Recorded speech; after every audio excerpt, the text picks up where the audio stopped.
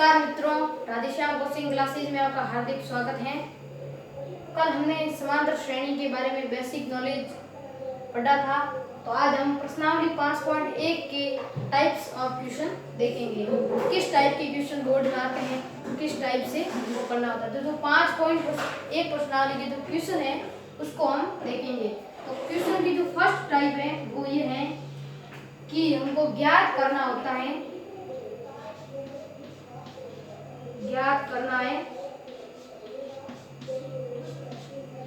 ए व डी, यानी कि प्रथम पद और सार्वंतर ज्ञात करना होता है और हमको श्रेणी दे रखी होती है। जैसे कि एग्जाम्पल के तौर पर मैं लूं तो देखो 6, 9, 12, 15 ये समांतर श्रेणी है।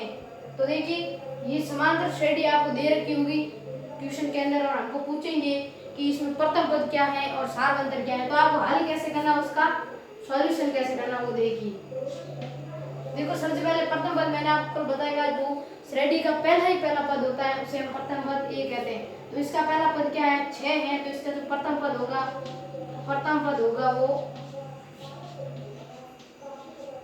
जो ए होगा वो हमारा हो जाएगा 6 सीधा सा। अब ये पूछ रहा है डी सार्वंतर की। सार्वंतर क्या है, तो देखिए सार्वंतर कल मैंने बताया था आपको कि द्वितीय पद में से प्रथम पद घटाना है और आगे तृतीय पद में से द्वितीय पद घटाना है और चतुर्थ पद में से तृतीय पद घटाने पर सार्वंतर में मिलता है। देखिए इसमें द्वितीय पद क्या है, 9 है, 9 माइनस मैं कर देता हूँ प्रथम पद 6।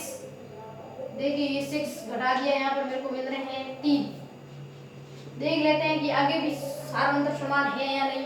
तो देखिए 12 में से 9 घटाइए आप, 12 में से 9 घटाने पर भी मुझे 3 मिल रहे हैं। देखिए आगे भी 3 ही मिलेंगे, तो इसका जो सार्वंतर हो जाएगा वो हो जाएगा 3 और जो प्रथम पद है वो है 6।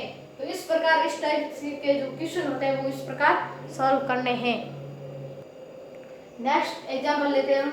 ये जो अपनी श्रेणी दे सकी, इसमें देखो प्रथम पद क्या हो जाएगा, देखने से पता चल जाता है कि प्रथम पद होता है वो मेरा पहला पद होता है। तो जो -1 है वो प्रथम पद है। ओके, अब सार्वंतर ज्ञात करना है, तो सार्वंतर के लिए द्वितीय पद a2 - a1 करना होता है। तो देखिए दूसरा पद क्या है, इसमें 1/4 माइनस कोष्टक लगाइए क्योंकि माइनस है पहला पद, तो कोष्टक में लिख दिया -1। अब आपको पता होगा कि जो माइनस और माइनस होता है वो ऐड होते हैं, मतलब कि प्लस हो जाता है। तो जो d बराबर है वो हो जाएगा 1/4 + 1, जो कि आपका हो जाएगा 5/4। तो इसका जो सार्वंतर है वो मेरा आ जाता है 5/4। अब देखते हैं नेक्स्ट टाइप के क्वेश्चन किस प्रकार आते हैं।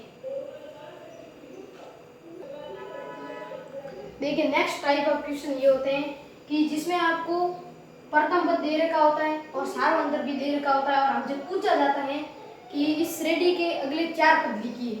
तो देखिए उसका सॉल्यूशन आपको कैसे करना है। देखिए तो क्या होता है कि जो प्रथम पद होता है वो होता है a, उसके जस्ट आगे वाला पद होता है उसके वो हो जाता है a + d, उसके अंदर सार्वंतर जोड़ के, और उससे अगला होता है वो होता है a + 2d सार्वंतर दोगुना करके, उससे नेक्स्ट होता है a + 3d तिगुना करके। उसी प्रकार ये आगे आगे बढ़ते जाते हैं। तो यहाँ पर हमें कैसे ज्ञात करना है 4 पद। देखो पहला पद तो -1 है, उसके बाद d हमको दे रखा है तो a + d कर देते हैं, a + d = -1/2। अब तीसरा पद कैसे ज्ञात करेंगे कि a + 2d, d कितना है 1/2, 2d करेंगे तो क्या हो जाएगा 1 बराबर हो जाएगा 0। अब चौथा पद कैसे ज्ञात करना है, 3d करना है, 3 मतलब कि 3/2 हो जाएगा 1/2। तो इस टाइप के क्वेश्चन होते हैं, उसमें आपको क्या करना है, ये वाला लगाना है फॉर्मूला। इस टाइप से आपको सॉल्व करने हैं a + d, a + 2d, a + 3d, इस टाइप से आपको ये क्वेश्चन सॉल्व करने हैं। तो इस प्रश्नावली की जो इस टाइप की सारी क्वेश्चन है वो आराम से सॉल्व कर सकते हैं आप, बस एक ही विधि एक ही मेथड से हो जाएंगे। अब नेक्स्ट टाइप के क्वेश्चन कैसे आते हैं वो बता देता हूँ आपको।